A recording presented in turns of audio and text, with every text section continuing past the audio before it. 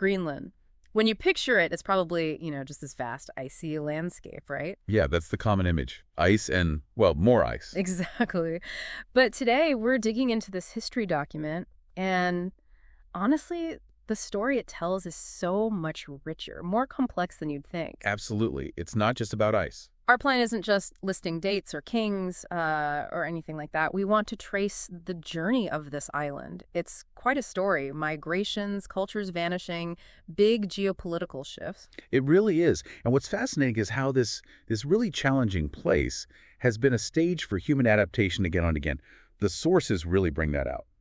Okay, so let's start at the very beginning. The document says people first arrived way back, around 2500 BCE. Who were these folks? Well, the source mentions cultures like the Sequoia, and then further north, the Independence High culture. Oh, right. But interestingly, they weren't actually the ancestors of the Inuit people living there today. The thinking is they either died out or maybe were replaced by later groups coming over from North America.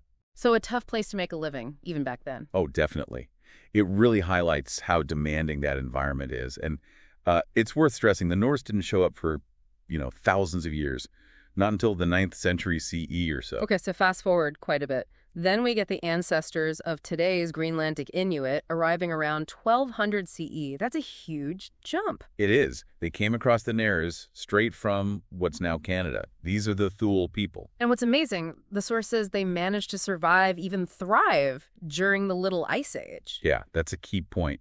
This period, roughly 14th to mid-19th century, was a major global cooling event. It hit societies hard everywhere. Uh-huh. But the Thule people, their hunting techniques, their whole way of life was incredibly well adapted to Arctic marine life. That made all the difference, especially when you compare it to what happened with the Norse settlers later on. Right. Let's get to the Norse. The document mentions Gunnbjorn Olfsson spotting land in the late 9th century. But it's really Eric the Red around 985 CE who kicks things off. He's the main figure for settlement, yeah. And quite the promoter. Naming it Greenland. Exactly. The saga suggests he thought a catchy name would, attract more people. Bit of clever marketing, wasn't it? Especially since he'd been exiled from Iceland, right? A fresh start needed good PR. Precisely. And it worked. People followed him. They set up these settlements, the eastern, western, and middle settlements, mainly along the southwest coast. Trying to recreate their life from back home. Pretty much. They brought cattle, sheep, goats from Iceland, so pastoral farming. But they mixed it with hunting caribou, seals, that sort of thing. Okay. But here's something really crucial. Those summer hunting trips way up north to Disco Bay. Ah, yes. The document connects this to the polar bear on the Danish coat of arms. That's the one. These trips were vital. They were after walrus ivory, narwhal tusks, polar bear hides, things they could trade with Europe. So not just for survival, but for trade. Absolutely essential for trade. In return, they needed iron, timber for boats and building, sometimes extra food, all from Iceland and Norway. So a hybrid economy. Part European farming, part Arctic hunting and trade. Exactly. And it worked for a while. They even established a Catholic diocese in 1126, showing those strong European ties. But that reliance on both worlds, the Arctic resources and European trade, made them vulnerable later on. A delicate balance, it sounds like. Very much so, especially in such a marginal environment. Okay, so they have this society going for a few centuries. Farming, hunting, trade, religion seems stable. But then the source talks about decline and eventual disappearance. The Little Ice Age sounds like a huge factor. Oh, it was critical. You can see in the ice core samples. How do those work? Well, they're like frozen time capsules. Each layer of ice-trapped snow, air bubbles from that year. Scientists drill down and can reconstruct past temperatures, atmospheric conditions. It's amazing stuff. Wow. And those cores show a definite cooling trend starting in the 14th, 15th centuries. Summers got cooler, winters got colder. It must have hammered their farming. Directly. And you see it reflected in what they ate. Archaeologists look at animal bones in their trash heaps, the middens, and the bones show a clear shift away from cows and pigs, which were harder to keep fed towards seals, walrus, fish.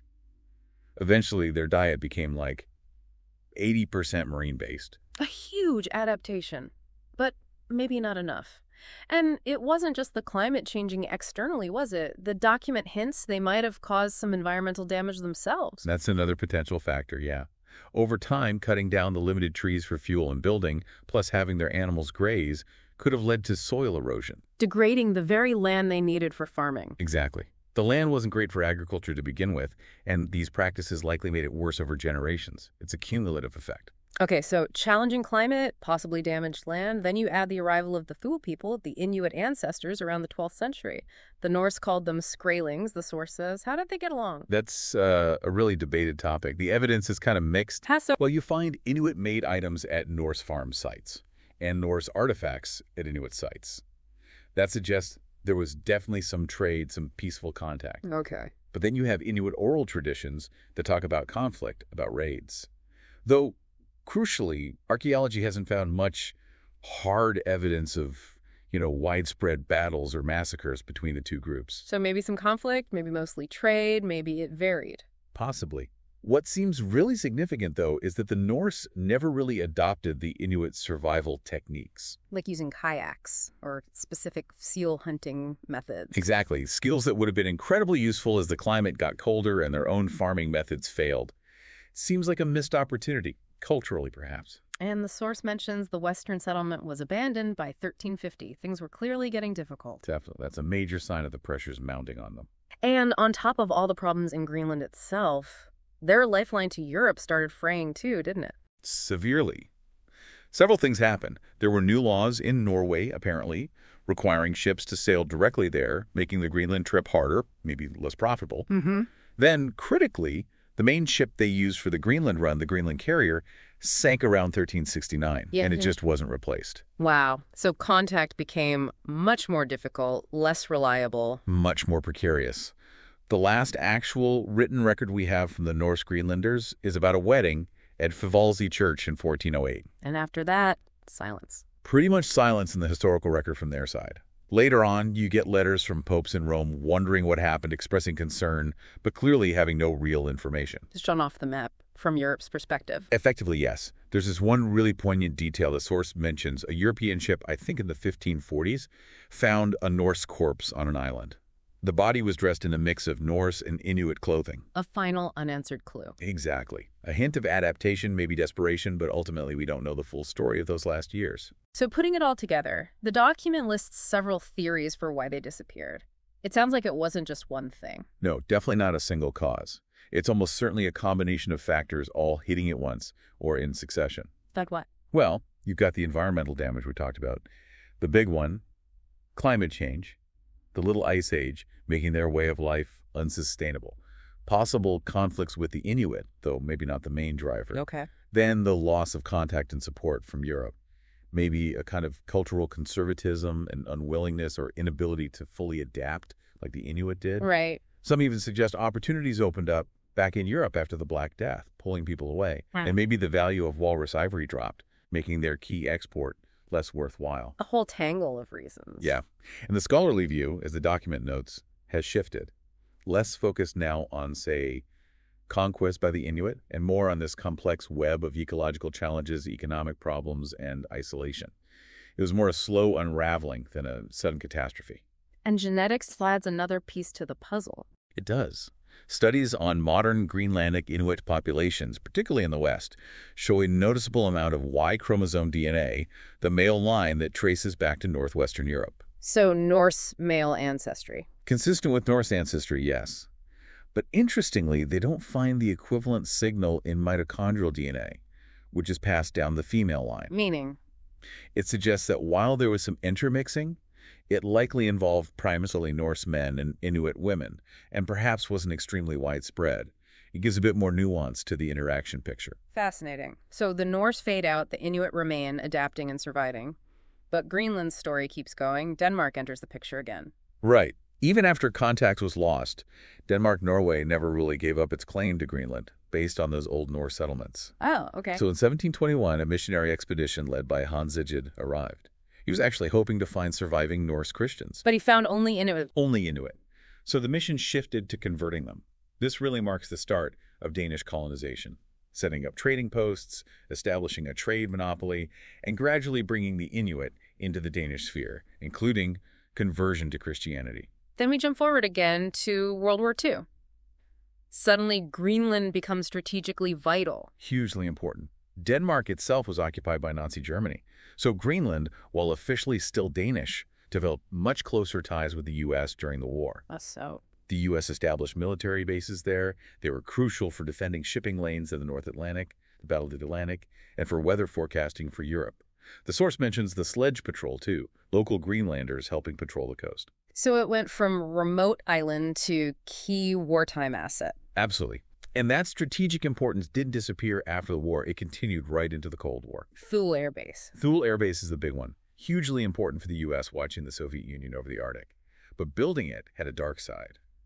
The forced relocation of Inuit families who lived in that area. Right, the source mentions that. Yeah, a really difficult chapter. And then there was the B-52 bomber crash near Thule in 1968 carrying nuclear weapons, and the subsequent Thulegate controversy over nuclear policy. It just shows how tangled Greenland became in global power politics. A stark contrast to the isolation of the Norse era. From there, the document traces the path towards more self-governance. Yes, a gradual but significant shift. In 1953, its status changed from colony to basically an integrated county of Denmark. Then, a big step in 1979 with the establishment of home rule. Giving Greenland more control over its own affairs. Much more. And another sign of that growing autonomy was Greenland voting to leave the European Economic Community, the EEC, in 1985, mainly over fishing quotas. Interesting. And you see this push for Greenlandization, promoting the Greenlandic language, culture, identity, renaming towns like Godthaab becoming Nuuk, getting their own flag, taking over more government functions. Which brings us more or less to the present day. Still part of the Kingdom of Denmark, but very much its own entity. Exactly. Though the economy still relies quite heavily on financial block grants from Denmark and on fishing exports, especially shrimp. And challenges remain. Oh, yes. Urbanization is bringing social changes. There are ongoing discussions and some friction about the remaining U.S. military presence, like at Thule. And, of course, that moment in 2019, though the source mentions 2025, perhaps in error. It was 2019 when the U.S. proposed buying Greenland, which was firmly rejected. Right, that made headlines. Shows their determination to control their own future. Definitely underscores their modern political stance. Okay, let's try to pull this all together then. After this deep dive, what are the really crucial takeaways about Greenland's history? I think the source really paints a picture of incredible human resilience, adaptation in the face of, frankly, an extreme environment. You see these waves of different cultures coming in, figuring out how to survive. Mm-hmm. The Inuit story is one of remarkable success in adapting to Arctic conditions, especially through climate shifts like the Little Ice Age, and the Norse story. Well, it remains this fascinating puzzle, doesn't it? Their disappearance wasn't simple. Not at all.